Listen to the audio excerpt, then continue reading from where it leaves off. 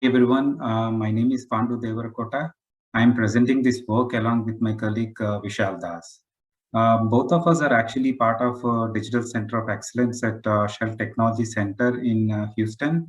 And our team is focusing on developing a range of technologies from machine learning to deep learning, essentially making advancements in AI adoption in the geophysics domain.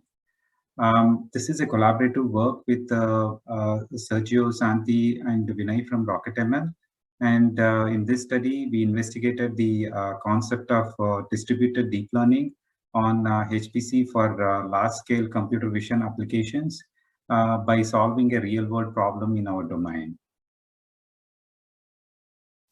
This is a standard slide that we are supposed to show before the external presentations. Let me simplify this quickly into a couple of points for summary. Any form of usage of Shell as well as V refers to Royal Dutch Shell and its subsidiaries in general. But also some of the statements to be made in the presentation are forward-looking based on current expectations and assumptions.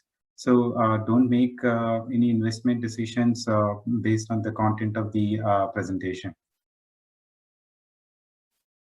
Let me quickly get through our agenda for today's talk. We briefly touched the role of HPC in our industry and the need and the necessities. I will then talk about some basics on seismic data and how the seismic images are obtained. We'll introduce the seismic basis classification and then also like why is it important to solve. We will touch the limitations of both the current workflow and previous deep learning based solutions. We'll then compare 2D versus 3D neural networks and motivate a 3D based approach. And also like how distributed deep learning is pretty much required. My colleague Vishal will then present our approach on the distributed deep learning. We'll present the results on the use case. We'll conclude with some takeaways and next steps. In the energy industry, high-performance computing has long been a significant enabler for solving compute challenges. Seismic imaging, reservoir engineering, computational chemistry, CFD simulations, and many other large-scale challenges, especially in the modeling and simulation space, necessitate HPC resources, not just in terms of solving, but also expediting the workflows. The developments in HPC have helped actually to solve compute-heavy methods. For example, reverse time migration and full waveform inversion. Same as actually how data and computer have helped to make the deep learning solvable and practicable. We expect AI to play a bigger role in this field in order to speed up these processes even further. Let me give you a brief background to the importance of seismic data. The seismic data plays a significant role in the exploration of hydrocarbons and further development of sustainable oil fields. It has been used like a go-to tool for many other applications. For example, identification of shallow reservoirs of underground drinking water, identifying the deep reservoirs of industrial waste, as well as recently CO2 sequestration in the carbon capture and the storage. It offers a wider coverage and it's also like less expensive as compared to drilling a well, which would actually cost a few $1 million. But at the crux of it, during the seismic survey acquisition, artificial source is used to send sound waves into the ground, and the reflected waves to the surface are recorded by geophones placed on the ground. So the geophones can record the arrival times and the magnitude of the reflections.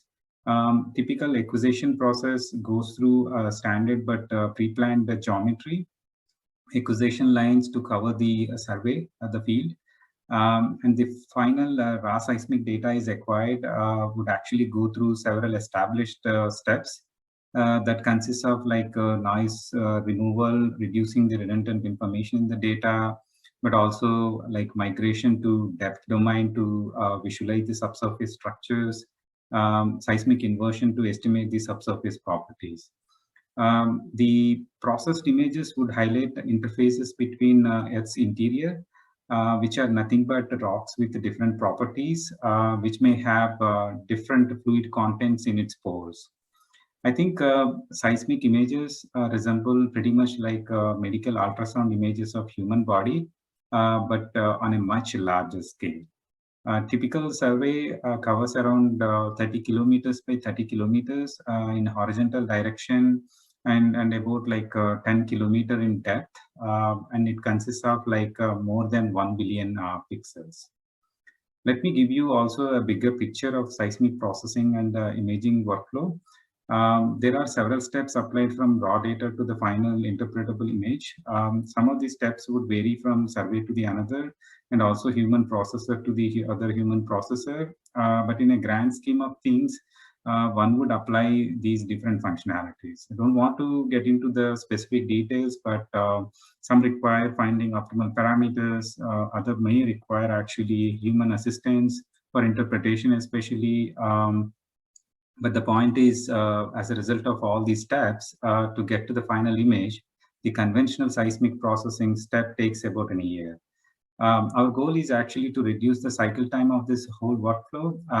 This speed up would actually enable us to process and refine seismic images much faster, but would also result in a quicker turnaround of subsurface imaging products for prospects assessment and faster re-risking decisions, also to decide on partnership ventures.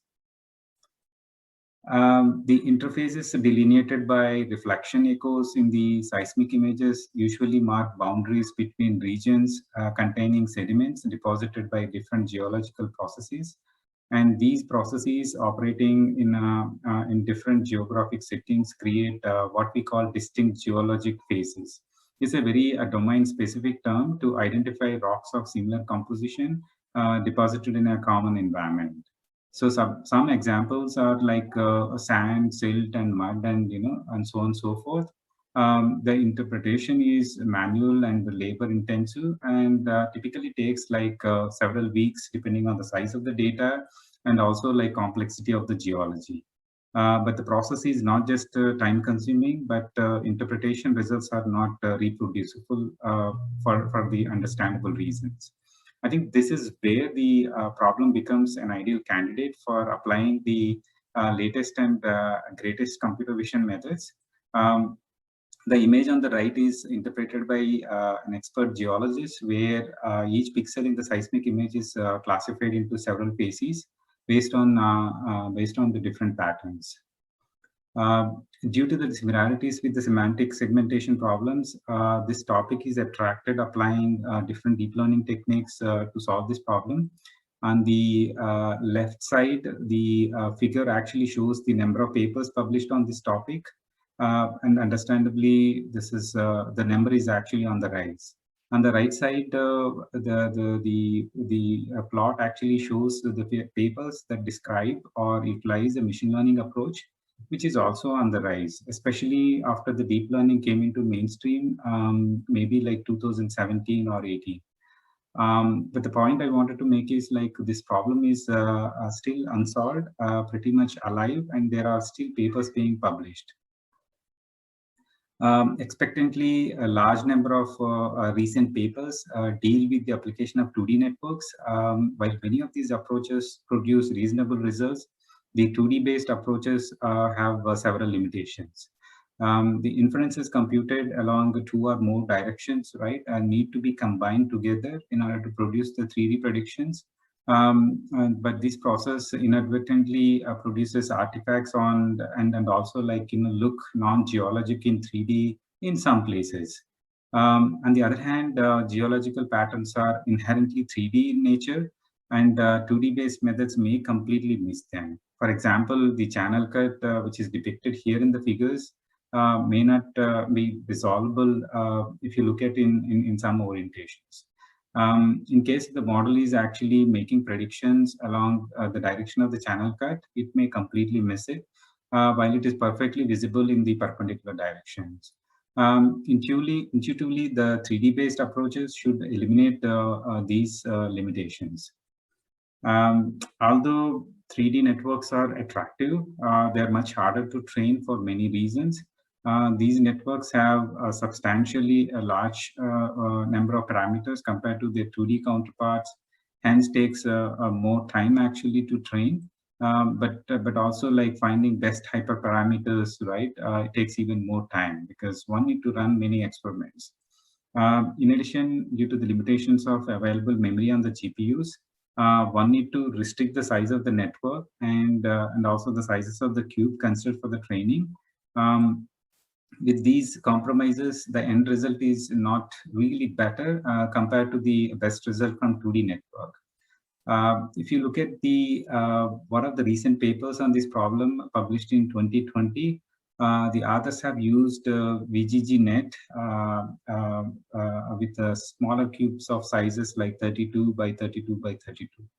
And in spite of this, they have reported the longer training time and the numbers on the accuracy numbers on the validation data set are not that great. Although it is quite promising, it's not just good enough for putting it into the practice and for the user acceptance. So we should have the ability to train much larger and latest 3D networks, but also ability to train larger cube sizes that incorporate better context for the network. My colleague Vishal will actually walk us through rest of the presentation. Thank you, Pandu, and hello, everyone. So let me elaborate on the point of why it is difficult to optimize 3D 3D models in deep learning. And this is not specific to the seismic facies classification. This is generic problem. So to illustrate and elaborate the point, there are two main factors that contribute to the complexity of optimizing 3D models.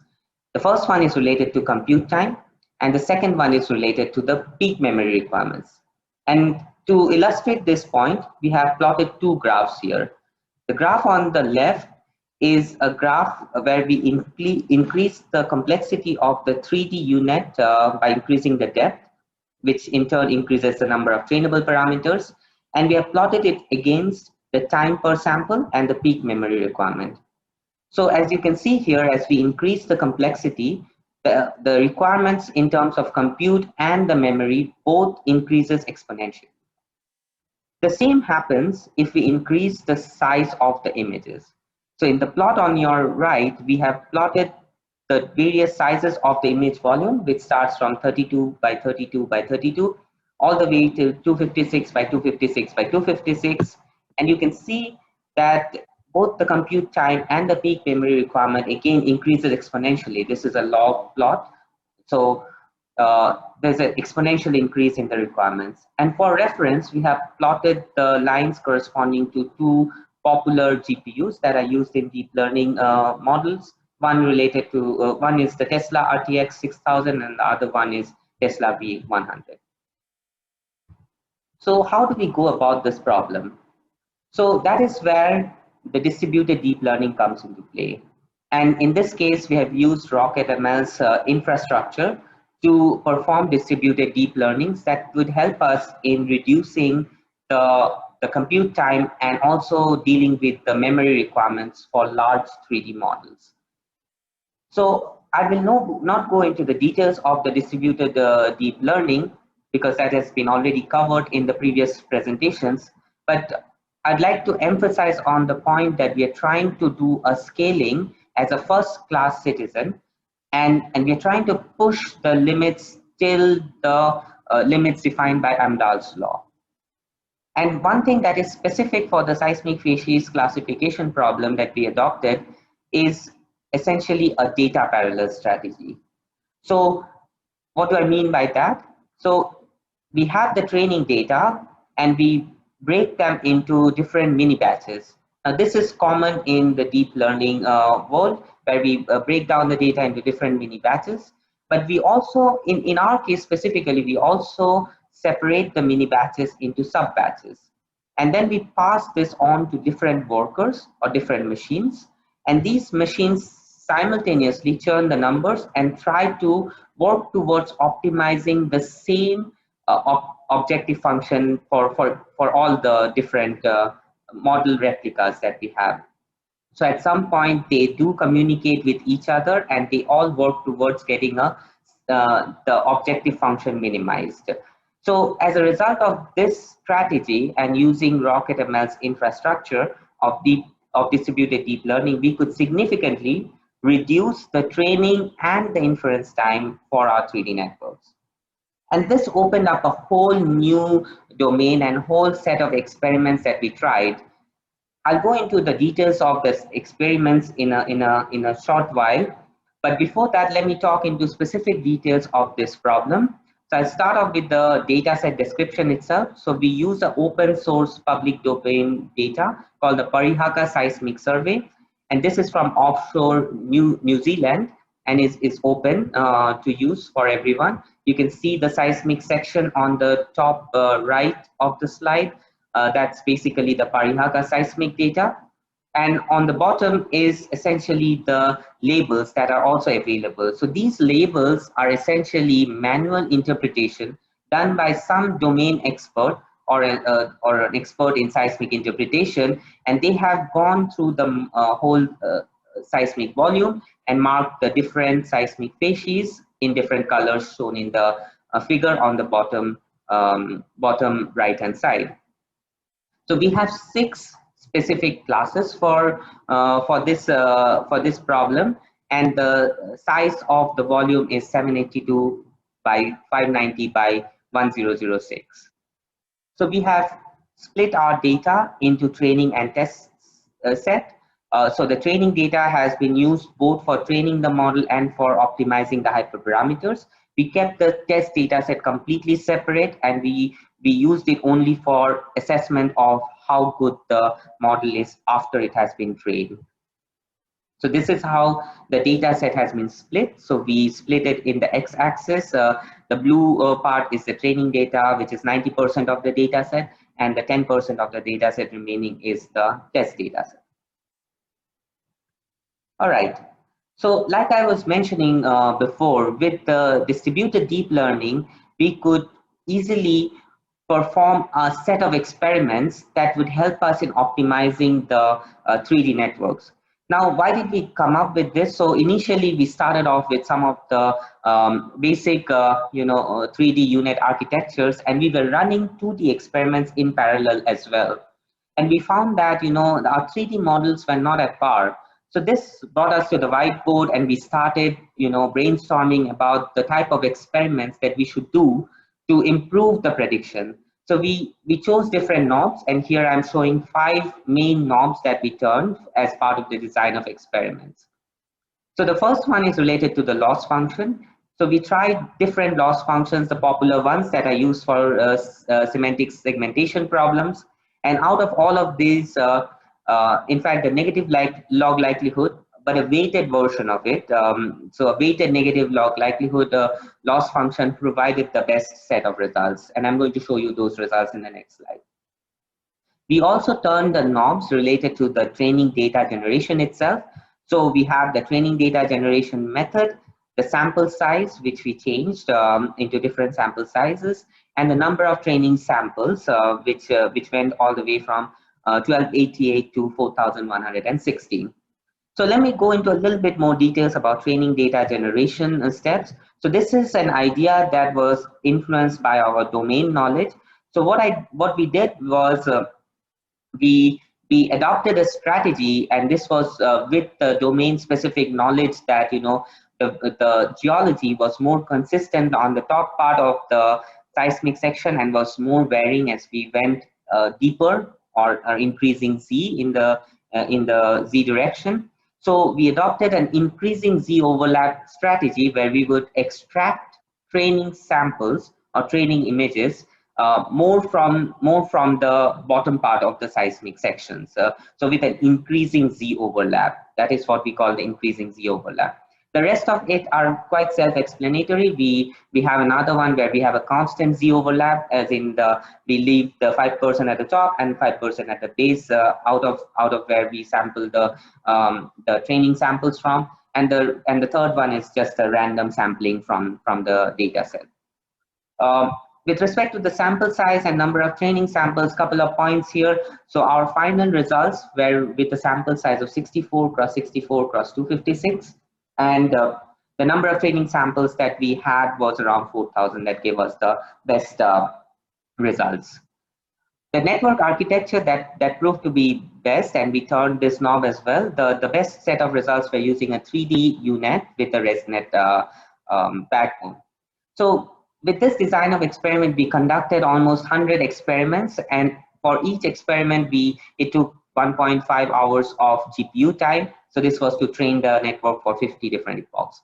So just drawing a contrast with the results of the paper that Pandu discussed in the first part of the presentation. So the image size that they used was 32 by 32 by 32, which gives you small context of the seismic data. So we need bigger context and bigger image size, so that actually helped us. And also our models are much bigger as compared to what they had. So now let me go into some of the results that we obtained. So for all of our training, we used NVIDIA V100. Each node had 8 GPUs, and each GPU had 32 gigs of memory.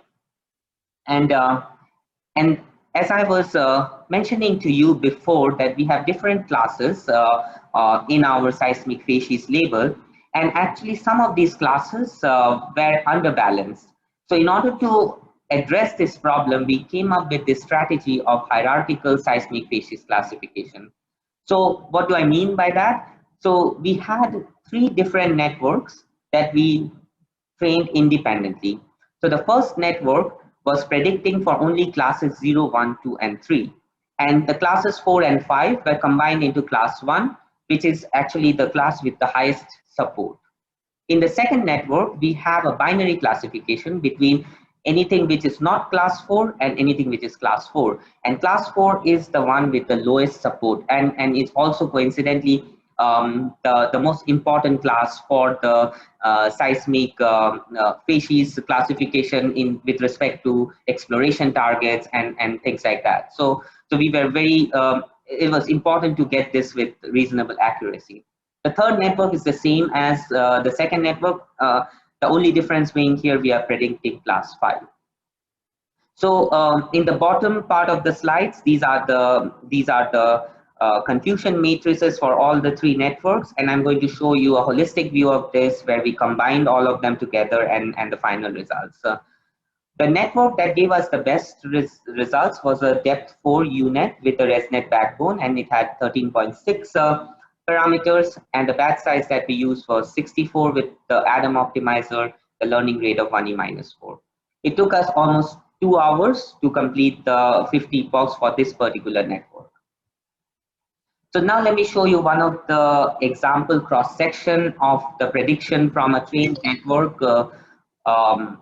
So we have the seismic on the left side, which is from the test data set, and the corresponding predictions after combining in the hierarchical scheme. In the next panel, the true labels in the panel after that, and the difference between the true and the predicted in the last panel.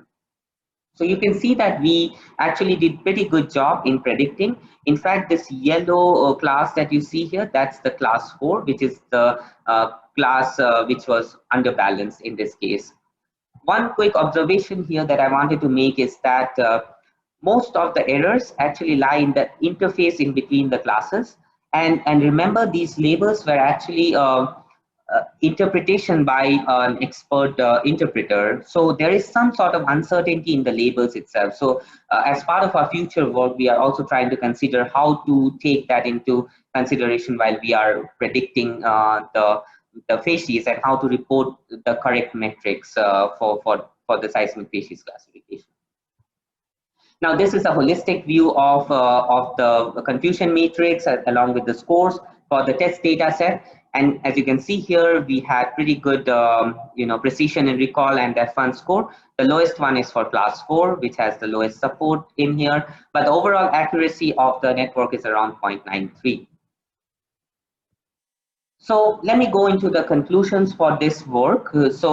I hope I could showcase to you that using distributed deep learning, we could train and optimize 3D networks for the seismic facies classification problem. We got a pretty significant improvement in the training and the inference time because of the distributed deep learning, and got reasonably good results, very promising results with the test accuracy of 93% and the weighted F1 score of 93%, which is much higher than what has been reported in the paper that was cited. That's one of the first papers in the 3D networks for seismic facies classification. We are continuing this work. We're trying to improve what we have done and trying to experiment different things like model parallelism and higher order optimizers to even shorten the compute time and have the convergence in lesser number of epochs. So those are some of the work that's currently ongoing, and hopefully we will be able to present that in the near future. So that brings me to the end of the presentation, and we are happy to take any questions and comments. Thank you very much for listening.